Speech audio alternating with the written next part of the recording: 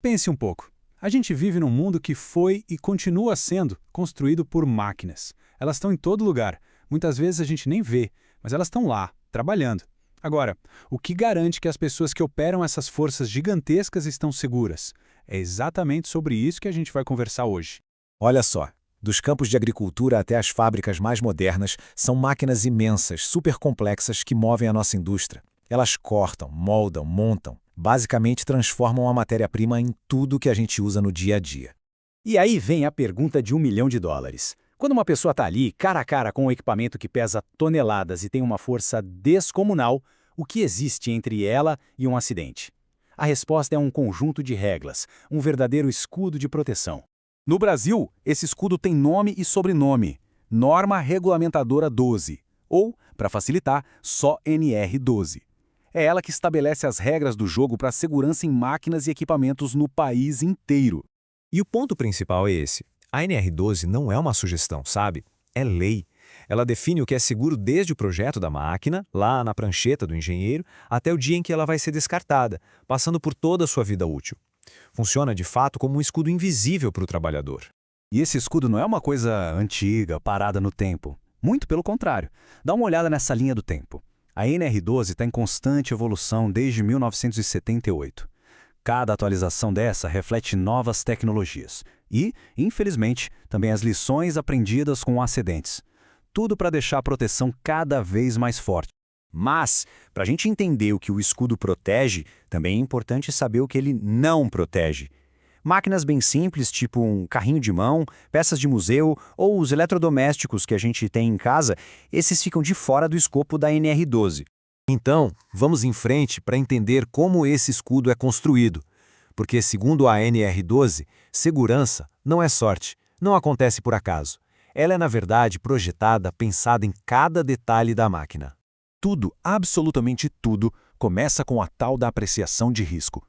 Antes de colocar qualquer barreira de proteção, é preciso fazer um raio-x completo da máquina. Onde estão os perigos? O que de pior pode acontecer? Essa análise é a fundação, a base de toda a estrutura de segurança que vem depois. E aqui a coisa fica bem interessante. A segurança tem níveis. A norma cria uma espécie de ranking de confiabilidade para os sistemas de segurança.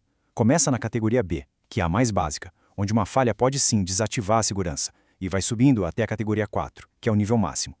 Pensa assim, é um sistema tão robusto, mas tão robusto, que se uma peça falhar, ele não só continua seguro, como avisa na hora que teve um problema. É a segurança à prova de falhas. A gente encontra uns termos técnicos na norma, como AOPD, mas a ideia por trás é bem simples. Imagina uma barreira feita de luz, tipo aquelas de filme de espionagem. Se qualquer coisa, uma mão, um braço, cruzar essa barreira invisível, a máquina para, na mesma hora.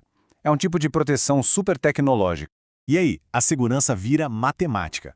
Essa fórmula, S igual a K vezes T mais C, pode até assustar um pouco, mas a lógica por trás dela é genial.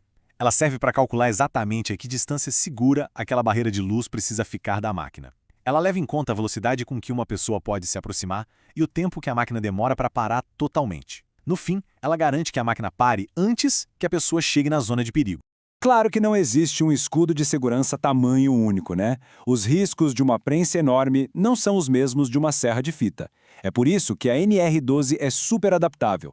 Ela tem anexos, que são como capítulos especiais, com regras específicas para cada tipo de máquina e seus perigos. Olha só esse exemplo aqui de um balancinho, uma máquina usada para fazer calçados. A norma exige o que a gente chama de comando bimanual. A solução é genial de tão simples. O operador precisa usar as duas mãos em dois botões diferentes ao mesmo tempo para a máquina funcionar. O que isso garante? Que as mãos dele estão ocupadas e, portanto, bem longe da área de risco. E esse mesmo princípio de criar proteções específicas vale para um monte de outras máquinas, como essas injetoras de plástico e prensas. Cada uma vai ter uma exigência diferente. Algumas precisam de proteções físicas fixas, outras de portas que, se forem abertas, param a máquina na hora. É um sistema inteligente de segurança. Então, resumindo, as proteções são como camadas. A gente tem as barreiras físicas, que são as guardas e portões, tem os comandos inteligentes, tipo bimanual, e tem os sistemas eletrônicos, como as cortinas de luz, que agem como sentinelas invisíveis, sempre de olho no perigo. Mas de nada adianta ter a melhor engenharia do mundo, a máquina mais segura que o dinheiro pode comprar se a gente esquecer da peça mais importante de todas nessa equação, o fator humano. A tecnologia sozinha não faz milagre. É por isso que a NR12 bate tanto na tecla do treinamento. E não é qualquer treinamento, não. É um treinamento completo, obrigatório, que cobre desde as leis até os riscos daquela máquina específica, como usar os equipamentos de proteção e, claro, o que fazer numa emergência. O objetivo é transformar o operador em um verdadeiro guardião da própria segurança. E olha só que ponto fundamental. A própria norma se preocupa com isso e diz com todas as letras. O material do treinamento precisa ser claro, com uma linguagem que todo mundo entenda. Porque segurança não pode ser um monte de termo técnico complicado. Ela precisa fazer sentido na prática, no dia a dia de quem está ali na linha de frente. E para fechar o ciclo, como a gente garante que tudo isso está sendo feito de verdade? A resposta está na documentação. É ela que prova que o escudo de proteção está de fato no lugar e sendo bem cuidado. As empresas precisam manter uma espécie de rastro da segurança. Isso inclui o manual da máquina, o documento da apreciação de risco, os certificados de treinamento de cada operador, um inventário de tudo. Não é só burocracia. É o que torna a segurança um processo transparente que pode ser verificado a qualquer momento. Então, no final das contas, o que é a NR12? Ela é um sistema. É esse escudo invisível que a gente falou, forjado na união de 3 elementos poderosos: engenharia inteligente, regras claras e, o mais importante de tudo, pessoas bem treinadas e conscientes do seu papel. Isso tudo nos deixa com uma reflexão para o futuro.